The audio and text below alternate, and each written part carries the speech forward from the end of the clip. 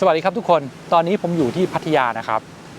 โครงการที่ผมจะพามาดูในวันนี้ชื่อโครงการอารมณ์วงอมาตย์ของ Color Development ครับโครงการนี้จริงๆแล้วผมเคยพามาดูเมื่อ3ปีที่แล้วตอนที่เขาเพิ่งเปิดตัวใหม่ๆนะครับซึ่งหลายคนก็จะอึ้งจะทึ่งมากเพราะว่าราคาที่เขาทำออกมาอยู่ในระดับ 200,000 กว่าถึง 300,000 บาทต่อตารางเมตรเลยครับถือเป็นของแรร์ถือเป็น Hidden Gem ที่มีความยูนิคเฉพาะตัวมากทั้งเรื่องของทำเลและรูปแบบโครงการครับจนหลายคนจะอดสงสัยไม่ได้ว่าเขาจะทำออกมาได้สวยสมกับที่พรีเซนต์ไว้ในตอนเปิดตัวโครงการหรือเปล่าครับ3 ปีผ่านไปวันนี้โครงการเสร็จสมบูรณ์พร้อมเข้าอยู่แล้วนะครับผมก็เลยมีความสุขมากที่จะพาทุกคนมาเดินดูโครงการนี้ด้วยกันแบบละเอียดเลยครับ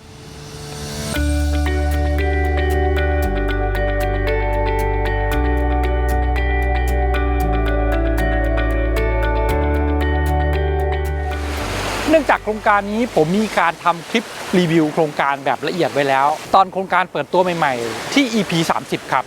ใครอยากจะดูรายละเอียดของโครงการนี้แบบเนื้อเน้นรวมถึงเรื่องของโลเคชั่นด้วยก็ไปกดดู EP 30ตามลิงก์ที่ผมแนบไปให้นี่เลยนะครับส่วนในคลิปนี้จะเป็นการใช้เวลาทั้งหมดไปกับการเดินดูตึกและแฟซิลิตี้ของจริงกันครับแต่ก่อนที่จะไปดูตึกผมขออัปเดตเรื่องของหาดวงอมาตย์ก่อนครับที่หาดวงอมาตย์มันจะเป็นชายหาดที่สงบและแตกต่างไปจากหาดอื่นๆของพัทยาตรงที่ว่าเขาไม่มีถนนเลียบหาดครับการจะแอคเซสลงหาดต้องเดินผ่านที่ดินของเอกชนไม่ว่าจะเป็นรีสอร์ทโรงแรมร้านค้าร้านอาหารอะไรต่างๆที่เขาอยู่ติดหาดเราต้องเดินผ่านแบบนั้นหรือเดินผ่านซอยบางซอยที่เขาเชื่อมกับตัวหาดวงอมาตย์แบบนี้ถึงจะลงมาได้ครับมันก็เลยเป็นหาดที่ไม่ได้มีการแอคเซสแบบสะดวกเหมือนหาดอื่นๆของพัทยาส่วนตัวหาดมันจะมีซีซั่นของเขานะครับในแต่ละปีมันจะมีความสวยงามน้ำใสน้ำขุ่นแตกต่างกันแล้วแต่ช่วงฤดูกาลครับซึ่งอันนี้ทุกคนก็คงจะทราบดีอยู่แล้วรวมถึงเรื่องของคนที่มาใช้หาดด้วยในช่วงเวลาปลายเดือนพฤศจิกาธันวาไปจนถึงมกราคมกุมภาจะเป็นช่วงพีคของย่านนี้ครับดังนั้นเนี่ยมันจะมีนักท่องเที่ยวมีคนมาใช้พื้นที่บริเวณหาดค่อนข้างที่จะเยอะแต่ในช่วงอื่นจะ private มากก็แทบจะไม่มีคนมาใช้พื้นที่บริเวณหาดเลยครับบรรยากาศของหาดมันก็เลยจะแตกต่างกันมากในแต่ละซีซั่นครับความที่โครงการอยู่ติดหาดเลยดังนั้นเนี่ยเขาจะมี facility ที่เชื่อมโยงกับตัวหาดนะครับพื้นที่ดินที่เรายืนอยู่ตรงนี้ยังเป็นที่ดินของโครงการนะครับแต่เขาจะเอาทรายมาถมให้มันกลายเป็น private beach เชื่อมต่อกับพื้นที่ของชายหาดสาธารณะครับ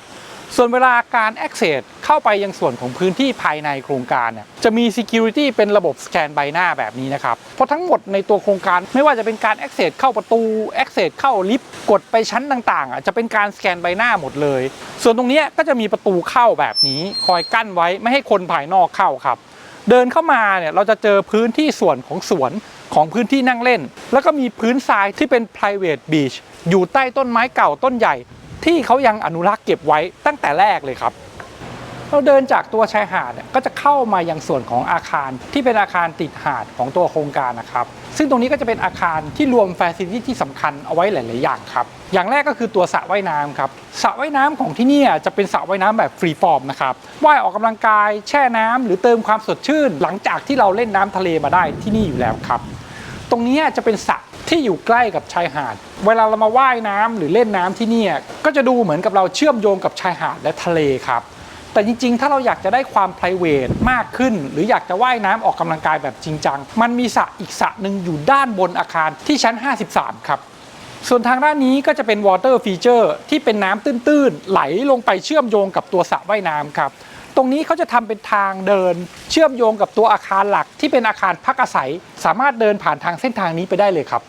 ส่วนตัว facility ของอาคารนี้จะมีตั้งแต่ชั้นใต้ดินขึ้นมาชั้น G ที่เป็นชั้นนี้แล้วก็ลากไปเชื่อมโยงกับส่วนของ facility ในอาคารที่ชั้น2และชั้น3ครับเดี๋ยวเราไปดูชั้นใต้ดินกันก่อนครับ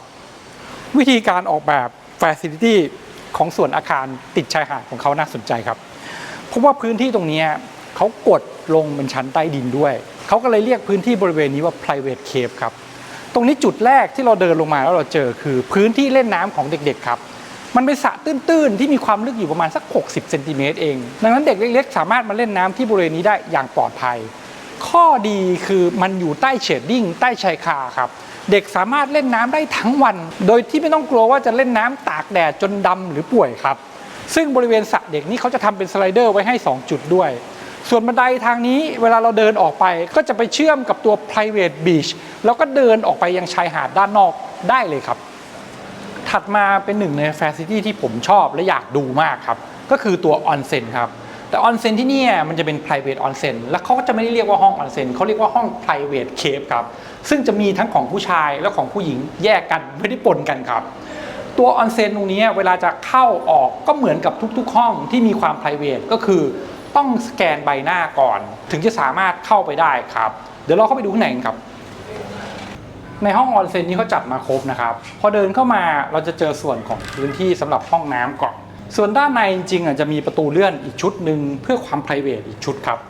ซึ่งเดินเข้ามาทางฝั่งนี้จะเป็นล็อกเกอร์เปลี่ยนเสื้อผ้าเก็บข้าวของอะไรต่างๆมีห้องเปลี่ยนเสื้อผ้ามีโต๊ะสำหรับนั่งแต่งตัวแต่งหน้าเป่าผมอะไรตรงนี้เลยส่วนพื้นที่ทางด้านนี้ก็จะเป็นพื้นที่อาบน้ำล้างเนื้อล้างตัวครับจะมีทั้งแบบนั่งอาบแล้วก็ยืนอาบซึ่งมีเลนชาวเวอร์ให้ครับส่วนทางด้านนี้ก็จะมีห้องสตรีมและห้องซาวน่าครับแล้วก็ตัวออนเซ็นของเขาเนี่ยก็จะเป็นพื้นที่ออนเซ็นที่สามารถลงไปนั่งแช่นอนแช่พร้อมกันได้ 6-7 คนสบายๆเลยครับตัวออนเซ็นจะเป็นการรักษาอุณหภูมิน้ำไว้อยู่ประมาณใกล้เคียง40องศานะครับซึ่งจะมีบ่อแช่น้ำเย็นไว้ข้างๆด้วยเราสามารถที่จะแช่น้ำร้อนสลับแช่น้ำเย็นได้ตามสูตรของการแช่ออนเซ็นเลยครับด้านในก็จะมีแฟซิลิตี้กระจายเพิ่มเติมให้ใช้งานครับทางด้านนี้จะเป็นห้องเด็กครับซึ่งห้องเด็กเนี่ยจะเหมาะกับเด็กอ่อนนะอายุแบบ5 ขวบลงมาก็จะมีพวกเครื่องเล่นเด็กอะไรต่างๆกระจายไว้ให้เด็กเขาเล่นเขาใช้งานได้ถ้าเรามีเด็กมาด้วยมีพี่เลี้ยงเด็กมาก็ปล่อยให้เขาเล่นใช้งานในบริเวณนี้ส่วนตัวเราเองจะไปออนเซ็นหรือไปทำสปาทำเล็บอะไรต่างๆก็กระจายใช้งานกันไปได้เลยครับเวลาเราจะเข้าห้องน้ำจะมีห้องน้ำอยู่ทางฝั่งนี้แยกชายหญิงมาให้เรียบร้อยแล้วนะครับอันนี้ก็จะเป็นห้องน้ำค่อนข้างมาตรฐานแต่เขาตกแต่งไว้สวยน่าใช้ครับส่วนห้องที่อยู่ติดกันจะไม่ใช่ห้องน้ำจะเป็นเชนจิ้งรูมครับตัวเชนจิ้งรูมของเขาเนี่ยจัดออกมาให้มันดูแบบลักชัวรี่ครับมันมีส่วนที่สามารถที่จะเข้าห้องน้ำล้างหน้าล้างมือตรงนี้ได้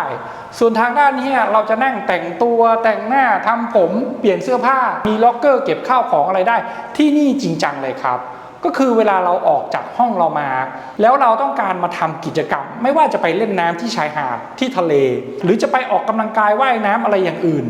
เราสามารถที่จะเอาของมาเก็บที่นี่เปลี่ยนเสื้อผ้าให้เรียบร้อยแล้วก็ออกไปใช้งานไปทำกิจกรรมไปใช้ชีวิตได้เลยส่วนเวลาเราจะกลับเข้าห้องเราก็แค่กลับมาห้องนี้ล้างเนื้อล้างตัวเปลี่ยนเสื้อผ้าอะไรต่างๆแล้วก็กลับเข้าห้องหรือออกไปทำงานต่อได้สบายๆเลยครับด้านในสุดก็จะ private สุดครับดังนั้นเนี่ยมันก็จะเป็นห้องที่เขาออกแบบมาให้ใช้งานแบบ private ที่สุดครับตรงนี้ก็จะเป็นห้องซาลอนเราสามารถที่จะเชิญช่างผมช่างทำเล็บช่างแต่งหน้ามาบริการเราที่นี่ได้นะครับส่วนถัดมาด้านในสุดจะเป็นห้องสปากับมัสซาจนะครับซึ่งมีอยู่2ห้องเหมาะกับการใช้งานแบบ1คนก็ห้องนี้2คนก็ห้องนี้ครับห้องนี้ที่ใช้งานแบบ1คนเนี่ยพอเปิดประตูเข้ามาเราจะเห็นว่ามีเตียงอันเดียวครับติดแอร์อะไรต่างๆไว้ให้เรียบร้อยแล้วตรงนี้ก็จะเป็นพื้นที่สำหรับล้างมือล้างหน้าส่วนเวลาจะเข้าห้องน้ำอาบน้ำก็สามารถที่จะใช้ห้องนี้ได้ครับส่วนห้องที่อยู่ติดกันเวลาเราจะเข้ามาทำสปาพร้อมกันกับเพื่อนหรือกับแฟนเนี่ยมันก็จะได้เป็นห้องที่ใหญ่ขึ้นครับก็คือเดินเข้ามาเนี่ยด้านนี้ก็จะเป็นห้องน้ำสำหรับเข้าห้องน้ำล้างไม้ล้างมือล้างหน้ารวมถึงอาบน้ำส่วนตรงนี้ก็จะมีเตียงสำหรับการทำสปาพร้อมกันได้2ท่านครับชั้น2และชั้น3เนี่ยเขาจะเป็นแฟนที่เชื่อมกันครับซึ่งก็เหมือนเดิมครับการจะ access เข้าไปใช้ต้องผ่านการสแกนใบหน้าเช่นเดิมชั้น2ของอาคารนี้จริงๆเราจะเดินขึ้นมาหรือเราจะใช้ลิฟต์ก็ได้นะครับเพราะว่าเขาก็มีลิฟต์ไว้ให้ใช้งานด้วยตรงนี้พอเดินขึ้นมาสิ่งแรกที่เราจะเจอก็คือยิมครับซึ่งยิมจะใช้อุปกรณ์ของเทคโนยิมซึ่งเป็นอุปกรณ์ระดับท็อปของพวกเครื่องเล่นฟิตเนสอยู่แล้วครับตรงนี้จะมีพวกแมชชีนกับพวกเวทนะครับส่วนทางด้านนี้จะเป็นคาร์ดิโอครับเวลาเราออกกำลังกายแบบต้องการจ็อกกิ้งวิ่งนานๆเนี่ยเราสามารถที่จะมาใช้เครื่องตรงนี้วิ่งแล้วก็ดูวิวทะเลดูคนเดินผ่านไปผ่านมาที่ตรงนี้ได้ซึ่งมันสวยนะครับเพราะว่าเขาตั้งใจทำออกมาให้เป็นผนังกระจกทั้งหมดรอบด้านเลยครับด้านหน้ายิมก็จะเป็นส่วนของตัวลิฟต์ครับซึ่งลิฟต์เนี่ยเวลาเปิดออกมาปุ๊บจะเป็นพื้นที่นั่งพักคอยเผื่อนัดเพื่อนมาใช้แฟซิลิตี้ที่อาคารนี้จะได้มีจุดที่นั่งเจอกันได้ครับตรงนี้จะมีเครื่องกดน้ำเตรียมมาให้เรียบร้อยแล้วเผื่อเราต้องการดื่มน้ำก็มากดดื่มน้ำตรงนี้ได้เลยครับด้านในจะมีห้อง Facility แยกไว้ให้ใช้งานอีก5ห้องครับอย่างแรกที่เขามีไว้ให้ก็คือห้องกอล์ฟซิมูเลเตอร์นี้ครับซึ่งก็ต้องสแกนใบหน้านะแล้วการใช้ห้องกอล์ฟซิมูเลเตอร์ของที่นี่ต้องบุ๊กล่วงหน้าครับเพราะว่าแต่ละคนที่มาซ้อมใช้เวลาอาจจะ1-2 ชั่วโมงดังนั้นเนี่ย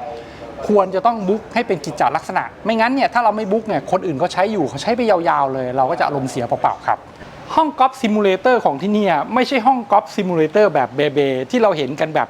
มีเพื่อมีตามโครงการทั่วไปเขาใช้งบประมาณในการเซตอัพหรือการทำเป็นหลักหลายล้านนะครับวิธีการจัดของเขาก็จะมีโซฟา2ชุดเอาไว้นั่งเวลาเรามาเล่นกอล์ฟกับเพื่อนๆส่วนมากจะมากัน 3-4 คนทุกคนสามารถที่จะใช้พื้นที่บริเวณนี้มีพื้นที่ของตัวเองไว้นั่งคอยระหว่างรอเพื่อนตีได้ครับ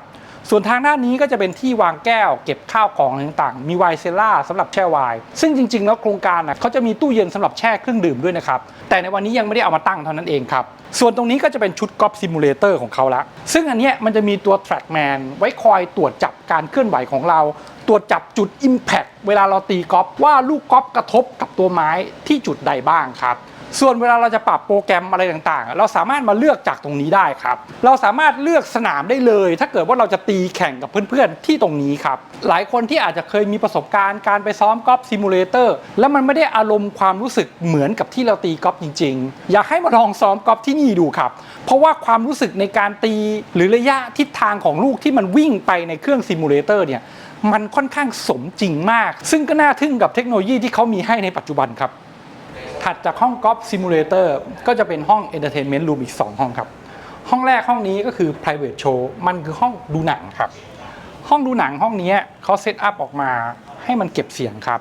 พื้นที่ภายในจะเป็นผนังเก็บเสียงทั้งหมดเรานั่งดูพร้อมกันได้ประมาณ6คนเลยนะครับตรงนี้จะมีจอทีวีขนาดใหญ่ให้เราสามารถดูหนังดูบอลดูซีรีส์นอนดูเล่นๆกับเพื่อนๆได้ครับที่เด่นของห้องนี้ที่ไม่เหมือนกับห้องดูหนังในคอนโดทั่วไปคือเครื่องเสียงครับเครื่องเสียงที่โครงการใส่มาให้ชุดนี้ราคามันหลักล้านเลยครับดังนั้นเวลาเรามานอนดูหนังดูซีรีส์ที่นี่กับเพื่อนมันจะได้ภาพและเสียงที่มันคมชัดประทับใจจริงครับห้องถัดมาที่อยู่ติดกันจะเป็นห้องคาราโอเกะครับซึ่งห้องคาราโอเกะก็เหมือนเดิมครับเวลาจะเข้าจะออกเนี่ยก็คือต้อง access โดยการสแกนใบหน้าและควรจะต้องจองล่วงหน้าเช่นเดียวกันครับห้องคาราโอเกะเป็นห้องที่ต้องการปฏิสัมพันธ์ระหว่างคนที่มาใช้งานมากกว่าห้องดูหนังที่ต่างคนต่างนั่งครับดังนั้นเนี่ยโซฟาที่เขาวางจะเป็นโซฟาที่นั่งรวมครับจะไม่ใช่โซฟาแยกเป็นคู่แบบที่ห้องดูหนังเขาทำแล้วส่วนตรงนี้จะเป็น coffee table เอาไว้ให้เราวางแก้วเครื่องดื่มอะไรต่างๆเพราะเวลาร้องเพลงบางทีคอแห้งจะได้หยิบจิบได้ครับด้านในจะมีตู้แช่ไวน์นะครับส่วนจอก็จะได้เป็นจอขนาดใหญ่พร้อมชุดเครื่องเสียงและระบบคาราโอเกะแบบระดับท็อปเลยครับฝั่งด้านนี้จะเป็นแนวเอนเตอร์เทนครับส่วนห้องอีกทางฝั่งนี้จะเป็นแนวออกกำลังกายแบบจริงจังนะครับโดยห้องที่ access เข้าทางด้านในสุดจะเป็นห้องพิลาทิสครับส่วนห้องอีกห้องหนึ่งที่อยู่ทางด้านหน้าสุดอันนั้นจะเป็นห้องโยคะครับแต่จริงๆเวลาเข้าไปข้างในมันคอนเนคกันได้แบบนี้ครับห้องพิลาทิสนี่ก็จะมีเครื่องสำหรับเล่นอยู่2ชุดนะครับซึ่งเขาก็จะมีกระจกติดผนังไว้ให้เราดูว่าเราทำท่าทางอะไรต่างๆถูกต้องด้วยหรือเปล่าครับส่วนที่ผมบอกว่าจริงๆแล้วห้องทั้ง2ห้องระหว่างโยคะกับพิลาทิสมันเชื่อมกันก็เพราะมันเชื่อมกันได้แบบนี้ครับทางฝั่งนี้ก็จะเป็นสตูดิโอโยคะเราสามารถชวนเพื่อนมานอนเล่นพร้อมๆกันได้หลายคนนะครับเพราะว่าเขามีเสื่อโยคะมีอุปกรณ์อะไรต่างๆให้เราปูใช้งานได้พร้อมกันสัก10 คนสบายๆครับแต่ถ้าเกิดว่าเราต้องการ private อยากจะแยกพื้นที่ใช้งานกันเนี่ยเราก็สามารถที่จะเลื่อนประตูชุดนี้ปิดมันก็จะกั้นห้อง2ห้องนี้ออกจากกันง่ายๆแค่นี้เองครับถ้าเราเป็นคนที่ใช้อุปกรณ์ฟิตเนสประจำตีกอล์ฟเองได้เป็นประจำอยู่แล้วหรือใช้เครื่องพิลาทิสหรือแม้แต่โยคะเองได้โดยที่ไม่ต้องพึ่งพาคนอื่นเราก็มาใช้ได้เลยครับแต่สำหรับบางคนที่เป็น absolute beginner เล่นกอล์ฟก็ยังไม่เก่งเข้าฟิตเนสก็ยังใช้อุปกรณ์ไม่เป็นพิลาทิสก็ยังไม่เคยใช้หรือแม้แต่โยคะก็ยังไม่เคยเล่นสามารถที่จะเอาเทรนเนอร์หรือผู้เชี่ยวชาญมาช่วยฝึกช่วยเทรนเราได้ที่นี่เลยนะครับซึ่งจริงๆเราไม่ต้องไปเสาะแสวงหาเองครับเพราะตัวโครงการเขามีพนักงานบริการคอยช่วยหา personal trainer หรือหาโค้ชมาช่วยดูแลเราได้แล้วแต่ว่าเราสะดวกวันไหนอยู่แล้วครับFacility ด้านบนสุดของอาคารนี้ก็คือ Rooftop Garden ครับแต่ Rooftop Garden ของที่นี่เขาจะไม่ได้จัดแบบให้มีต้นไม้อะไรเยอะแยะนะครับเพราะว่าเขาตั้งใจทำออกมาให้เป็นพื้นที่โล่งๆจะมีพื้นที่นั่งเล่นนอนเล่นดูดาวดูทะเลกระจายอยู่ด้านบนหลายจุดครับเราสามารถที่จะเทควิวทะเลได้กว้างขึ้นกว่าเราอยู่ด้านล่างเพราะมันยกสเต็ปสูงขึ้นมาเหมือนกับอยู่ที่ชั้น3ครับ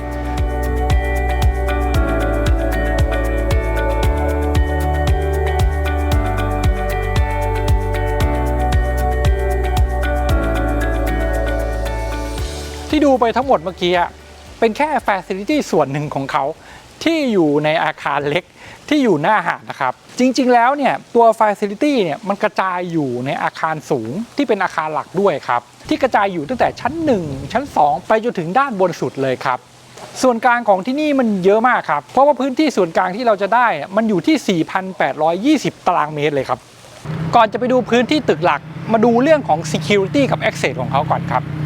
ตัวโครงการเนี่ยเขาตั้งอยู่ในซอยนาเกลือ 16 นะครับซึ่งจากปากซอยก็วิ่งตรงเข้ามาก็เจอตัวโครงการเลยครับหน้าโครงการจะมีร้านค้าร้านอาหารมินิมาร์ทมีเซเว่นมีอะไรเยอะแยะให้เราเลือกครับถ้าไม่สะดวกก็ใช้ Grab สั่งเข้ามาทานได้ครับเพราะว่าแถวนี้มันมีร้านค้าร้านอาหารให้เลือกสั่งอาหารเข้ามากินเยอะแยะครับส่วนตัวโครงการเนี่ยพอตึกเสร็จแล้วเนี่ยจะเป็นอาคาร55ชั้นซึ่งเรียกว่าสูงที่สุดในย่านนี้แล้วครับส่วนการเข้าออกโครงการเนี่ยจะค่อนข้างมี security เข้มงวดนะครับเขาจะมีป้อมรปภคอยดูแลตรงนี้ตลอด24ชั่วโมงถ้าเป็นลูกบ้านก็ขับรถเข้าไปได้เลยครับแต่วิซิเตอร์ต้องแลกบัตรตามปกติส่วนถ้าเราจะเดินเข้าออกโครงการเขามีทางเดินเข้าออกของเขาแยกไว้ต่างหากครับทางเดินเข้าออกจะอยู่ด้านข้างมีรปภคอยสกรีนคนเข้าออกอยู่แล้วครับเราสามารถเดินเข้าออกโครงการได้โดยที่มีเชดดิ้งของร่มไม้คอยให้ร่มเงาเป็นระยะครับทุกคนครับจะเห็นว่าการเดินเนี่ยจะเป็นการเดินลงไปนะครับเพราะว่าพื้นที่จุดสูงสุดบริเวณนี้มันจะอยู่ตรงป้อมรปภครับแล้วมันจะเป็นเนินสโลปลงไปจนถึงทะเลเลยดังนั้นตัวอาคารที่เขาวางเอาไว้จะวางเอาไว้ในจุดที่เราสามารถที่จะเทควิวทะเลได้ตั้งแต่ชั้น2ชั้น3แล้วครับทุกคนครับที่จอดรถของที่นี่จะเป็นระบบออโต้พาร์กิ้งครับแล้วก็จอดได้ประมาณ 47% ซึ่งลูกบ้านเนี่ยสามารถเอารถไปจอดในออโต้พาร์กิ้งได้สบายๆอยู่แล้วแต่วิซิเตอร์หรือรถบางรุ่นบางประเภทที่เข้าที่จอดแบบออโต้พาร์กิ้งไม่ได้ก็จะมีที่จอดด้านข้างแบบนี้ไว้ให้จอดประมาณ11ช่องจอดครับโดย3ช่องจอดทางด้านปลายสุดเนี่ยจะเป็นสำหรับที่ชาร์จ EV ได้ด้วยครับช่องเข้าจอดของออโต้พาร์กิ้งจะมีอยู่2ช่องนะครับสลับกันใช้งานได้ครับซึ่งระบบออโต้พาร์กิ้งรถเนี่ยขับรถเข้ามาจอดที่บริเวณนี้ได้เลยครับโดยเวลาเราจะเอารถมาจอดก็ต้องเมคชัวร์ด้วยนะครับว่ารถของเราเข้ามาจอดที่นี่ได้ไหมเขาจะมีสเปคของเขาครับคือรถที่ขนาดใหญ่มากๆเกินรถตู้หรือสูงมากๆเกินรถตู้ปกติที่ใช้กันก็จะเข้าไม่ได้ครับหรือรถซุปเปอร์คาร์ที่โหลดเตี้ยมากๆก็จะเข้าไม่ได้เหมือนกันครับเพราะว่าระยะเกียร์ล่างของเขาเซตอัพไว้สำหรับรถที่สูงเกิน10เซนติเมตรซึ่งถ้าเราเข้าไม่ได้มันจะมีตัวกั้นไว้ตั้งแต่แรกอยู่แล้วครับเวลาเราจะ access เข้าตัวอาคารจุดแรกที่เราจะต้องเจอคือตรงนี้ครับตรงนี้จะเป็นจุด drop area แล้วก็เป็นจุดที่เขาทำเป็นวงเวียนให้เวลา drop ส่งคนแล้วก็สามารถที่จะหมุนรถวนรถออกไปจอดหรือกลับไปได้ครับพอเราลงจากรถแล้วเราก็สามารถเดินเข้าตัวอาคารได้แบบนี้เลยครับพอเดินเข้ามาตรงนี้จะเจอ reception area ก่อนครับแต่ก่อนที่จะพูดต่อไปผมต้องบอกอย่างนี้นะครับตัวตึกในวันที่ผมมาถ่ายเนี่ยเพิ่งเสร็จได้ไม่นานครับลูกบ้านก็เพิ่งย้ายเข้ามาอยู่กันจะมีช่างมีอะไรต่างๆเข้ามาทำงานที่ตัวตึกอยู่ดังนั้นความเรียบร้อยมันยังไม่เนียบ 100% นะครับแต่มันก็คงจะค่อยๆสมบูรณ์เพิ่มขึ้นเรื่อยๆเมื่อแต่ละห้องมีการตกแต่งห้องเสร็จเรียบร้อยแล้วครับการใช้งานในอาคารจะแบ่งออกมาเป็น2ปีกครับก็คือเวลาเราเดินเข้ามาจะมีปีกทางซ้ายกับปีกทางขวาเดี๋ยวเรามาดูปีกทางซ้ายกันก่อนครับปีกทางซ้ายทางด้านนี้เดินเข้ามาจะเจอส่วนของพื้นที่เป็นล็อบบี้พักคอยนั่งเล่นอยู่ทางด้านนี้ครับแล้วเขาจะมีพื้นที่โซนที่เดินออกมาทางนี้อีกซึ่งพอเดินลงมาแล้วจะมาเจอส่วนของ waiting area ครับทางด้านนี้ซึ่งตรงนี้จะเป็นห้องอีกห้องหนึ่งที่เขาทำออกมาไว้สำหรับให้ลูกบ้านมานั่งรอเวลาตัวเองจะเรียกรถของเราลงมาจากช่องจอดอัตโนมัติครับวิธีการเรียกก็เรียกง่ายๆครับก็แค่เรียกผ่านตัวระบบอัตโนมัติตรงนี้ตัวระบบก็จะแจ้งเตือนเราว่ารถเราจะลงมาภายในกี่นาทีพอรถเราลงมาเราก็แค่ไปขับไปยังที่ที่เราต้องการได้ครับ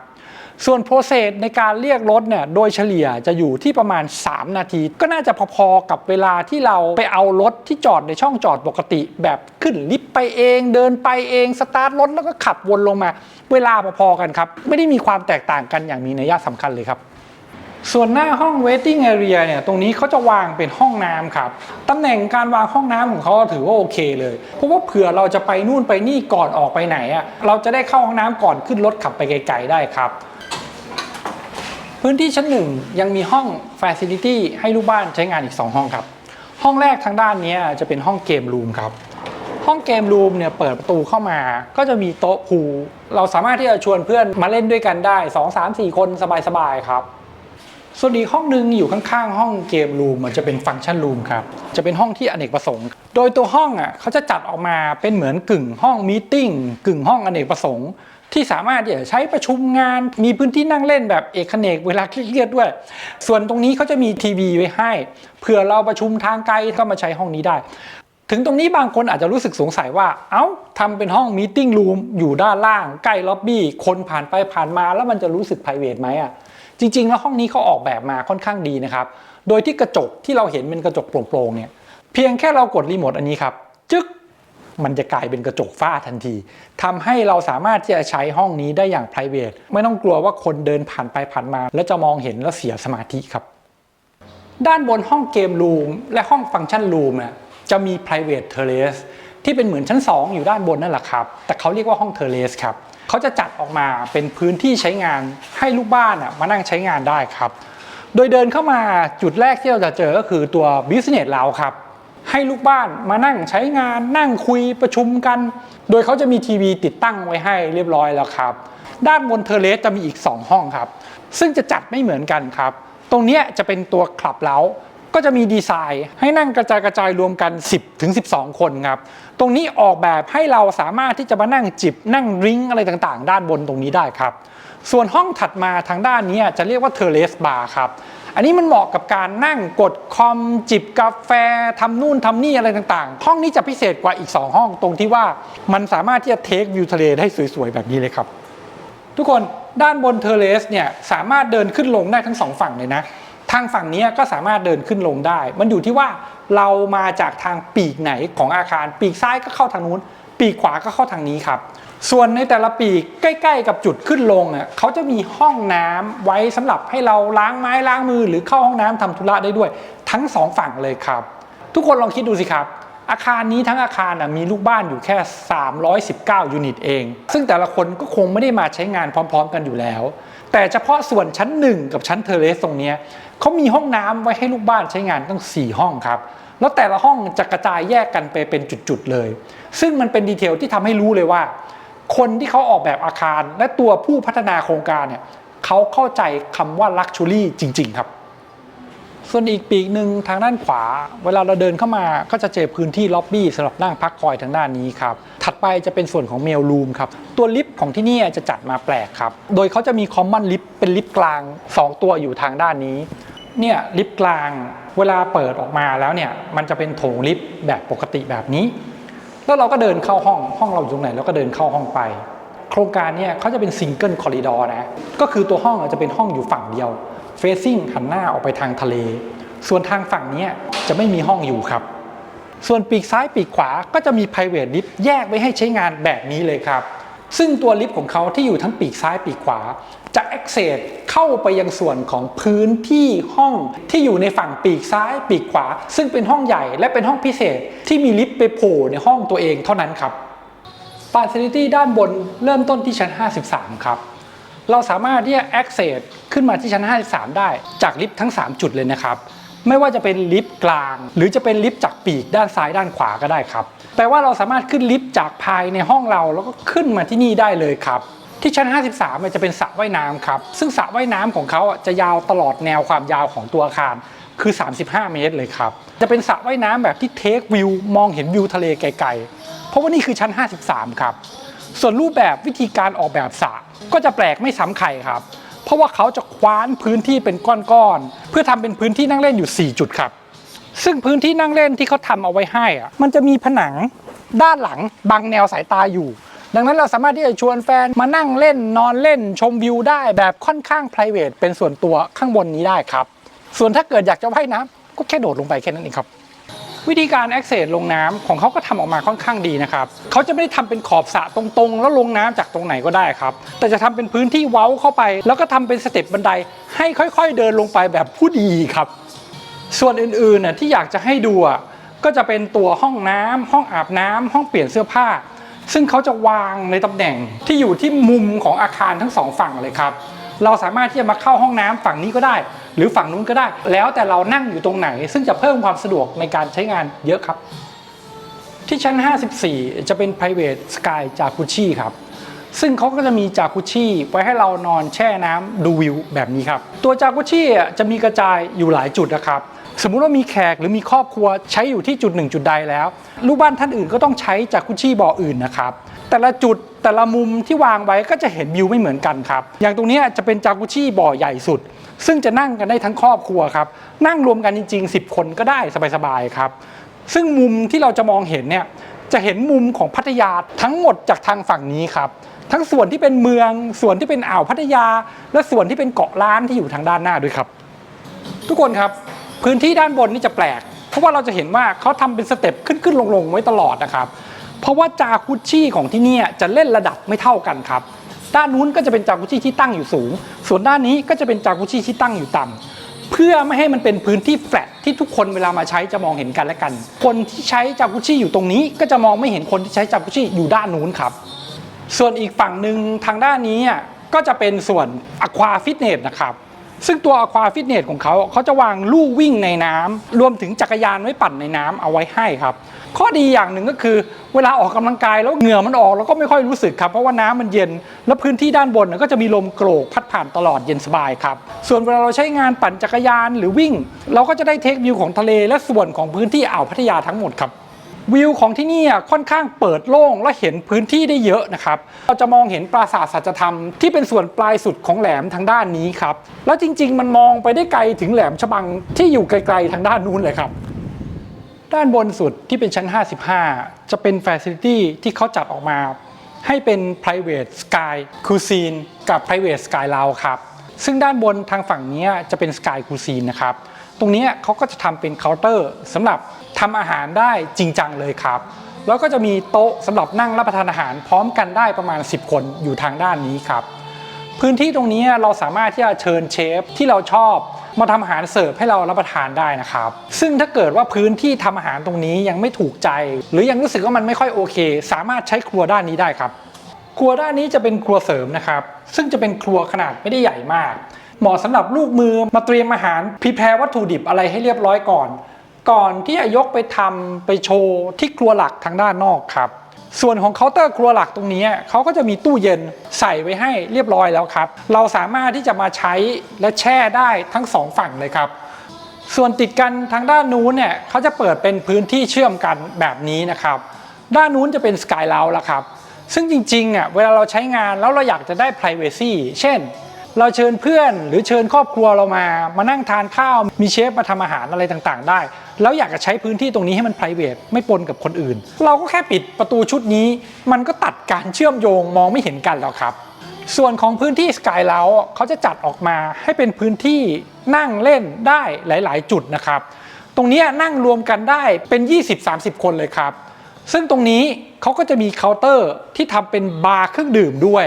เวลาเราพาแขกมานั่งคุยกันก็สามารถที่จะเสิร์ฟเครื่องดื่มจากตัวเคาน์เตอร์ตรงนี้ได้ครับ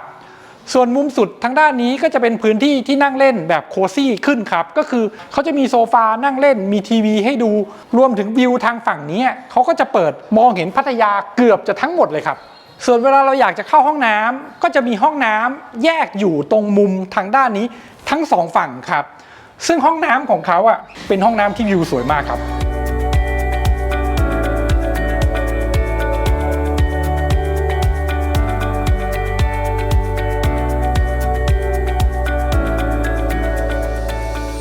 ส่วนห้องที่เป็นห้องมุมจะพิเศษเพราะเวลาเราออกมาจากลิฟต์จะเป็นพื้นที่ภายในห้องเราเองครับเราจะทำอะไรจะตกแต่งอะไรก็ได้ครับอย่างตรงนี้เราก็ตกแต่งทำเป็นตู้เพื่อใส่รองเท้าอะไรต่างๆเก็บข้าวเก็บของหรือจะจอดจักรยานจะทำอะไรก็ได้แล้วก็ตรงนี้จะเป็นผนังที่เราประดับตกแต่งใส่รูปใส่อะไรก็ได้แล้วแต่เราครับส่วนตรงนี้จะเห็นว่ามีประตู2ชุดครับประตูชุดนี้คือประตูที่เปิดเข้าไปในห้องของเราจริงๆครับส่วนประตูชุดนี้จะเป็นประตูที่เปิดออกไปยังส่วนของโถงทางเดินปกติที่เป็นพื้นที่ด้านนอกห้องเหมือนห้องปกติทั่วไปครับดังนั้นเจ้าของห้องนี้สามารถเลือกเข้ามาที่ห้องได้ทั้งจากลิฟต์ส่วนตัวของตัวเองหรือจากลิฟต์ส่วนกลางที่มีอยู่2ตัวอยู่ตรงกลางอาคารครับ เพราะว่าบางครั้งเกิดลิฟต์มันใช้ไม่ได้มีการปิดเพื่อเมนเทนแนนซ์อะไรต่างๆเราก็จะได้มีตัวเลือกอื่นในการใช้งานขึ้นมาที่ห้องหรือเวลาเราต้องออกไปทิ้งขยะเราก็สามารถที่ออกไปใช้ยังพื้นที่โถงส่วนกลางได้เหมือนห้องปกติทั่วไปครับห้องของที่นี่เขาใช้ประโยชน์จากความเป็นตึกสูงและเป็นบ้านตากอากาศที่อยู่ติดทะเลที่มีลมโกรกตลอดเวลาดังนั้นโครงการเขาก็เลยออกแบบมาให้ประตูมันมีช่องระบายอากาศแบบนี้ที่ประตูชั้นในของห้องครับส่วนประตูชั้นนอกของห้องจะมีช่องระบายอากาศอีกชุดหนึ่งซึ่งสามารถที่จะกดเปิดหรือปิดได้ครับอันนี้ถ้าเรากดเปิดมันก็จะมีลมโฟลว์เลยแต่ไม่ต้องกังวลว่าจะมีแมลงมียุงอะไรต่างๆเข้าเพราะก็มีมุ้งลวดกันอีกชุดหนึ่งครับช่องระบายอากาศสำคัญมากสำหรับบ้านตากอากาศนะครับเพราะบ้านตากอากาศมันไม่ใช่บ้านที่เราอยู่ประจำทุกๆวันที่มีการเปิดประตูเข้าออกตลอดเวลามีการระบายอากาศเข้าออกตลอดเวลาเราเข้าออกบ้านครับแต่บ้านตากอากาศเนี่ยบางครั้งเราไม่อยู่เป็นเดือนการที่มีช่องระบายอากาศเปิดไว้แบบนี้มันจะทำให้ห้องของเราไม่อับเวลาเราปิดห้องไว้นานๆครับพอเปิดประตูเข้ามาผมยังไม่พาเข้าไปดูในห้องครับผมจะให้ดูระบบดิจิตอลดอร์ล็อกของเขาก่อนระบบดิจิตอลดอร์ล็อกของที่เราได้จะเป็นดิจิตอลดอร์ล็อกของ Samsung นะครับมันสามารถใช้คีย์การ์ดแตะใช้การกดรหัสและสามารถเจนรหัสชั่วคราวผ่านโมบายแอปพลิเคชันได้ครับอย่างเช่นเวลาเราต้องการให้เพื่อนเรามาพักที่สักคืน2คืนเราสามารถเจนพาสเวิร์ดชั่วคราวให้เขามาพักตั้งแต่วันไหนถึงวันไหนพอเขาออกไปพาสเวิร์ดมันก็ expire ตามที่เราตั้งครับหรือในบางครั้งเวลาเราต้องการให้แม่บ้านหรือให้คนมาเมนเทนแนนซ์ห้องเราก็สามารถที่จะตั้งพาสเวิร์ดเป็นช่วงระยะเวลาสั้นๆตามที่ช่างหรือตามที่แม่บ้านเขาเข้ามาทำงานก็ได้ซึ่งอันนี้มันสำคัญสำหรับบ้านที่เป็นบ้านตากอากาศครับเพราะมันเปิดออปชันที่ยืดหยุ่นให้เราสามารถที่จะให้คนอื่นๆที่เรารักมาพักที่ห้องของเราได้จะได้ใช้ประโยชน์ของห้องให้มันคุ้มค่าครับห้องนี้เป็นห้อง 2 bedroom ขนาด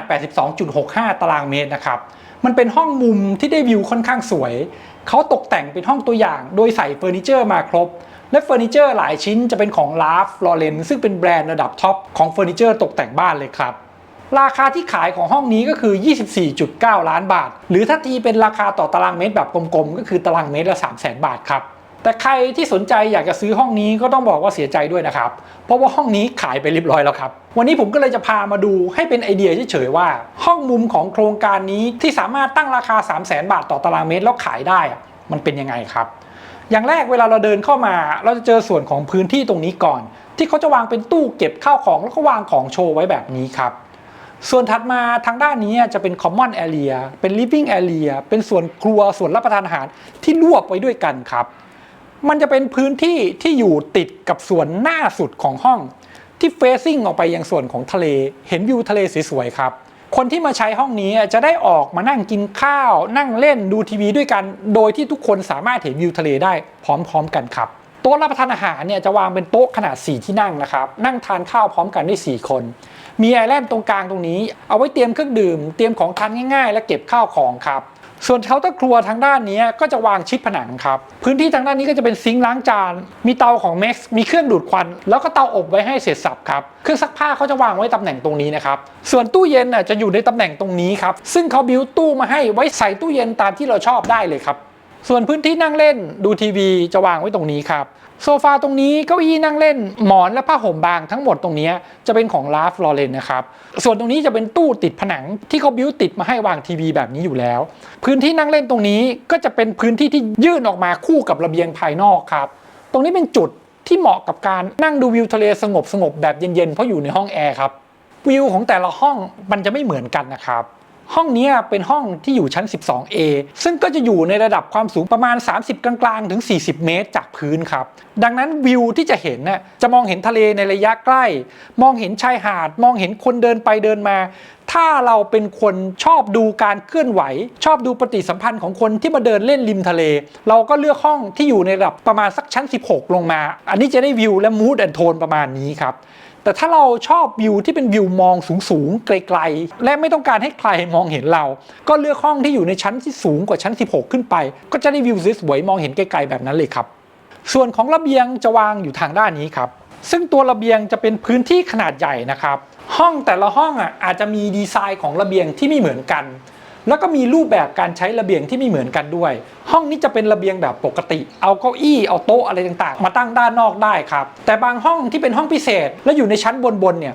เขาจะมีระเบียงพิเศษที่มีอ่างอาบน้ำมีจากุชิอยู่ที่ระเบียงด้วยครับห้องนี้เป็นห้อง 2 bedroom นะครับห้องนอนเล็กห้องนอนแรกจะอยู่ทางด้านนี้ครับห้องนอนห้องนี้จะ access เข้าออกมายังส่วนของพื้นที่ living ง่ายๆก็แค่เดินเข้าออกได้ง่ายๆแบบนี้เลยส่วนประตูจะได้เป็นประตูบานเลื่อนแบบนี้นะครับภายในตัวห้องจะมีพื้นที่ประมาณเท่าที่เห็นครับเขาวางเตียง5 ฟุตไว้ปลายเตียงติดทีวีแขวนผนังได้ส่วนตู้เสื้อผ้าจะอยู่ทางด้านฝั่งนี้ครับตัวห้องจะมีผนังรับวิวอยู่ทางด้านนี้ครับส่วนเวลาจะเข้าห้องน้ำสามารถเปิดประตูเข้าห้องน้ำจากทางด้านนี้ได้เลยครับ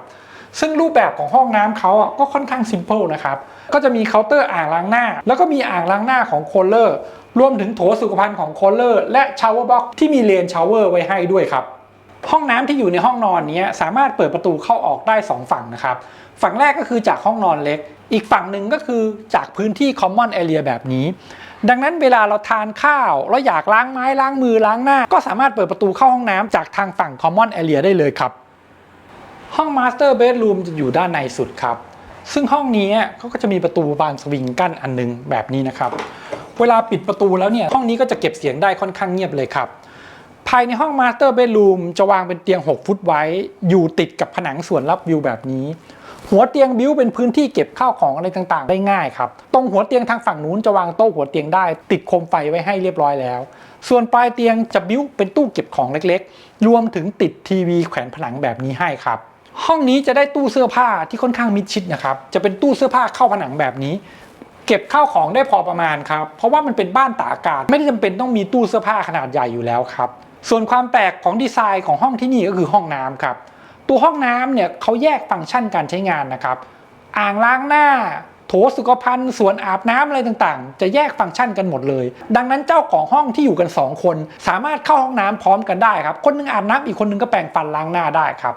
ตัวอ่างล้างหน้าเนี่ยจะเป็นอ่างล้างหน้า His and Her แบบนี้ครับซึ่งความแปลกของมันก็คือตัวอ่างล้างหน้าเนี่ยจะวางตัวอยู่ในตำแหน่งของห้องนอนซึ่งเป็นพื้นที่แห้งครับแล้วตรงนี้จะเป็นเคาน์เตอร์โล่งๆเลยเวลาเราจะล้างหน้าล้างมือเราก็มาล้างหน้าล้างมือตรงนี้ครับส่วนถ้าเกิดว่าเราจะแปรงฟันที่มันดูเลอะเทอะหน่อยขยับมาแปรงฟันตรงนี้ได้ครับเพราะว่าตรงนี้จะมีฉากกั้นมีกระจกติดไว้เหมือนห้องน้ำปกติครับส่วนอีก2 ห้องนี้จะเป็นห้องที่วางโถสุขภัณฑ์ซึ่งเป็นระบบอัตโนมัตินะครับส่วนห้องนี้จะเป็นห้องอาบน้ำครับซึ่งก็จะมีชาวเวอร์มีเลนชาวเวอร์รวมถึงมีอ่างแช่น้ำของโคลเลอร์เวลานอนแช่น้ำสามารถเทควิวได้ด้วยครับทุกคนเมื่อกี้เราดูห้องที่ตกแต่งไปแล้วเดี๋ยวเรามาดูห้องสแตนดาร์ดที่เขาขายกันจริงว่าเราได้อะไรแล้วห้องมันเป็นแบบไหนกันบ้างครับพอเดินเข้ามาพื้นที่ตรงนี้ก็จะเป็นพื้นที่โถงโล่งๆนะส่วนตรงนี้ก็จะเป็นเคาน์เตอร์ที่เป็นเคาน์เตอร์ครัวครับแล้วก็ตรงนี้ก็จะเป็นส่วนที่ผมบอกว่าเขาเว้นไว้ให้เราเอาตู้เย็นใส่เคาน์เตอร์ไอแลนด์ตรงกลางก็จะวางไว้แบบนี้โต๊ะรับประทานอาหารเนี่ยให้เราเลือกเองตามใจเราอยากได้โต๊ะรับประทานอาหารไซส์ไหนเราก็ไปซื้อมาวางได้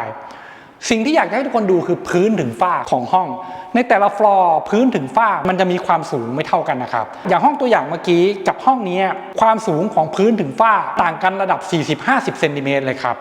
ส่วนตัวห้องก็จะเป็นห้องโล่งๆแบบนี้ภายในห้องนอนก็จะไม่ได้มีอะไรมาให้ครับก็จะวางเป็นพื้นที่โล่งๆเขาบิ้วมาให้แค่พวกเฟอร์นิเจอร์ที่เป็นชุดตู้เสื้อผ้าเข้าผนังเท่านั้นเองสิ่งหนึ่งที่ผมอยากจะให้ดูที่มันแปลกแตกต่างไปจากห้องเมื่อกี้ที่เป็นห้องตัวอย่างที่เขาตกแต่งไว้ก็คือระเบียงครับระเบียงห้องนี้จะเป็นระเบียงห้องที่อยู่ชั้น46ครับซึ่งชั้น46ตัวระเบียงห้องของเขาจะได้เป็นอ่างอาบน้ำวางไว้ที่ระเบียงให้เราสามารถที่จะนอนแช่น้ำชิลๆแล้วก็ชมวิวทะเลได้แบบ Exclusive ครับสำหรับบางคนที่คิดว่าอ่างอาบน้ำแบบนี้มันก็ดูหรูหราไฮโซแล้ว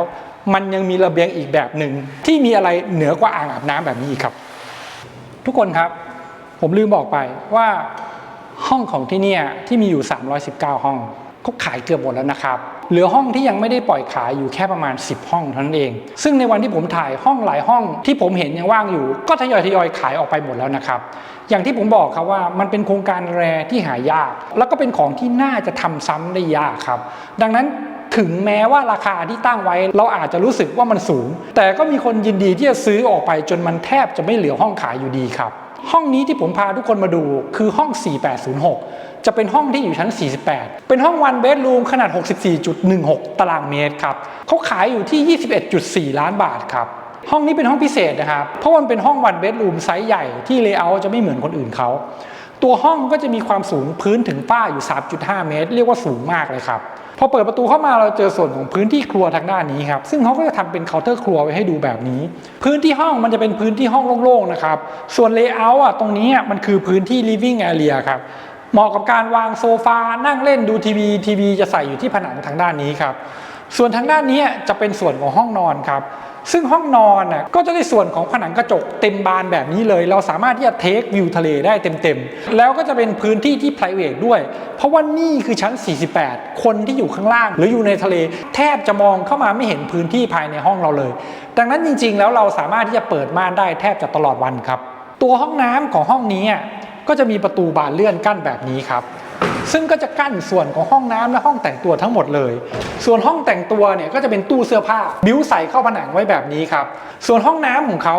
จะมีฟังก์ชันแยกกัน3ส่วนนะครับส่วนแรกทางด้านนี้ก็จะเป็นเคาน์เตอร์อ่างล้างหน้าHis and Her เพราะว่าเอาเข้าจริงๆมันเป็นห้อง one bedroom ที่ใหญ่และเหมาะกับการใช้ชีวิตอยู่ด้วยกัน2คนครับ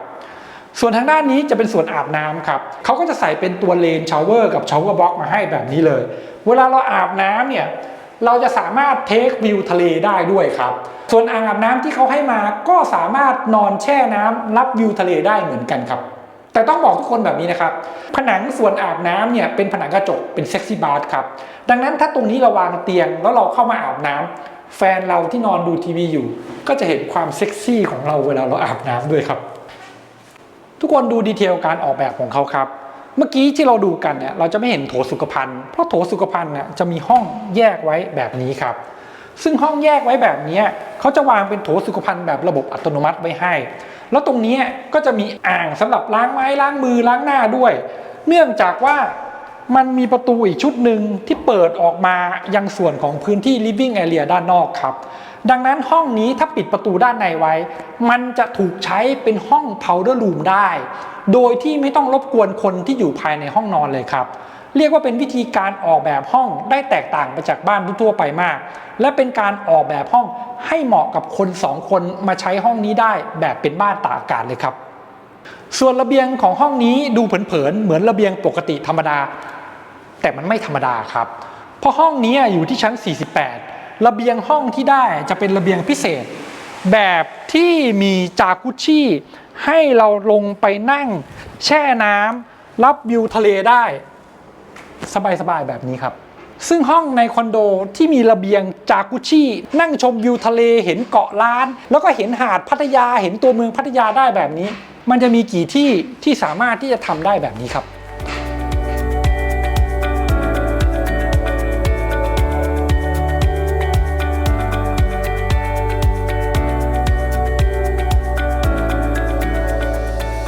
ดูโครงการกันจนครบเรียบร้อยแล้วตอนนี้ก็ถึงเวลาที่ผมจะเล่าให้ทุกคนฟังว่าผมคิดยังไงกับตัวโครงการนี้ครับก่อนอื่นผมต้องบอกทุกคนแบบนี้นะครับ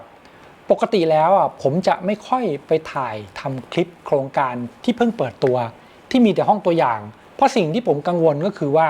พอเราไปทำที่สำนักงานขายเขามีแต่ห้องตัวอย่างหรือมีแต่กระดาษมีแต่รูปให้เราดูเนี่ยเราไม่รู้ว่าเขาจะสามารถ deliver งานชิ้นนั้นออกมาได้ตามที่เราคาดหวังหรือเปล่าซึ่งผมเชื่อว่าเมื่อ3 ปีที่แล้วที่ผมมาสำนักงานขายที่นี่หลายๆคนก็คงจะมีข้อสงสัยแบบนี้เหมือนกันครับเพราะว่าทั้งแบรนด์โครงการและตัว developer ก็ไม่ใช่บริษัทที่พวกเราคุ้นชื่อหรือได้ยินชื่อมาเป็น10 ปีเหมือนหลายๆเจ้าที่เรามั่นใจครับโครงการนี้ที่ทำออกมาเป็นโครงการที่เขามั่นใจในการพัฒนาเอามากๆครับเนื่องจากว่าการทำเป็นตึกสูง55 ชั้นแล้วกล้าตั้งราคาขายอยู่ระดับ 300,000 บาทต่อตารางเมตรถ้าไม่มั่นใจจริงคงไม่มีใครกล้าทำครับแต่ที่เขากล้าทำแล้วก็ทำออกมาจนเสร็จสมบูรณ์และประสบความสำเร็จมากจนจริงๆผมไม่ต้องช่วยเขาขายก็ได้เพราะว่าโครงการนี้จาก319 ห้องเขาเหลือห้องขายอยู่ประมาณ10 ห้องเองครับซึ่งก็ค่อยๆทยอยขายหมดได้อย่างง่ายดายอยู่แล้วครับมันแปลว่าราคาที่เขาตั้งมันเป็นราคาที่ลูกค้าที่เป็นทาร์เก็ตของเขาจริงๆเห็นแล้วไม่ได้รู้สึกว่าแพงและสามารถที่จะซื้อได้ครับถือเป็นอีกหนึ่งโครงการที่ประสบความสำเร็จที่พัทยานี้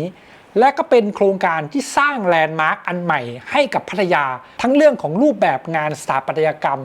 รูปแบบของโครงการที่ค่อนข้างยูนิคมากๆและเรื่องของราคาที่ตอนนี้กลายเป็นเบนช์มาร์กใหม่ที่ 300,000 บาทต่อตารางเมตรไปเรียบร้อยแล้วครับสิ่งที่ทำให้โครงการนี้ประสบความสำเร็จได้รับการตอบรับดีและแทบจะเรียกว่ากำลังจะโซลด์เอาท์เร็วๆนี้มันมีอยู่3อย่างครับอย่างแรกก็คือเรื่องของโลเคชันครับโลเคชันของหาดวงอมาดมันเป็นหาดที่ถ้าผมจำไม่ผิดมันมีความยาวแค่ประมาณ 1.2 กิโลเมตรเท่านั้นเองหลายคนอาจจะรู้สึกว่ามันยาวแต่จริงๆแล้วมันสั้นนะครับเพราะว่า 1.2 กิโลเมตรของชายหาดที่ติดทะเลพอหั่นออกมาเป็นแปลงที่ดินเนี่ยจะมีเจ้าของกรรมสิทธิ์ของแปลงที่ดินเหล่านั้นอยู่แค่ไม่กี่สิบเจ้าเองครับและส่วนใหญ่ก็ถูกจับจองเป็นเจ้าของไปหมดเรียบร้อยแล้วมันจะเหลือแปลงที่ดินเปล่าที่เป็นที่ดินดิบให้เอามาพัฒนาได้สักกี่แปลงเองครับซึ่งที่ดินแปลงนี้ที่เจ้าของโครงการเขาได้มาแล้วเอามาพัฒนามันก็เลยเป็นแรร์ไอเทมเป็นฮิดเด้นเจมเป็นสิ่งที่หาได้ยากเอามากๆครับสิ่งที่ทำให้หาดวงอมาดแตกต่างไปจากหาดอื่นๆทั่วไปในพัทยาคือความสงบครับแล้วก็การเข้าถึงยากเพราะมันไม่มีถนนเลียบหาดแถมตำแหน่งและลักษณะของตัวหาดที่เป็นแหลมยื่นออกไปมันทำให้ทรายและน้ำทะเลของที่นี่มันมีความใสมีความบริสุทธิ์มีความน่าเล่นน่าใช้ในช่วงซีซั่นที่เขาพีคของเขานะครับเพราะว่าที่พัทยามันจะมีบางซีซั่นที่เป็นมรสุมที่น้ำจืดลงที่ชายหาดและน้ำทะเลแถวนี้มันจะขุ่นไม่น่าเล่นครับมันเลยไม่ได้สวยตลอดปีเหมือนตามเกาะที่อยู่ห่างไกลหรือตามฝั่งอันดามันครับส่วนที่2ที่สำคัญมากของทำเลริมชายหาดวงอมาดก็คือพื้นที่มันจะเป็นสโลปครับทำให้ตัวอาคารนั้นมันอยู่สูงกว่าระดับชายหาดโดยธรรมชาติอยู่แล้วทำให้ห้องตั้งแต่ชั้น2ชั้น3ชั้น4ของตึกที่นี่ก็ได้มองเห็นวิวทะเลวิวชายหาดในมุมสูงแล้วครับข้อ2ที่ทำให้ตัวโครงการนี้มันถือเป็นแรร์ไอเทมเป็น Hidden Gem ก็คือตัวรูปแบบโครงการครับ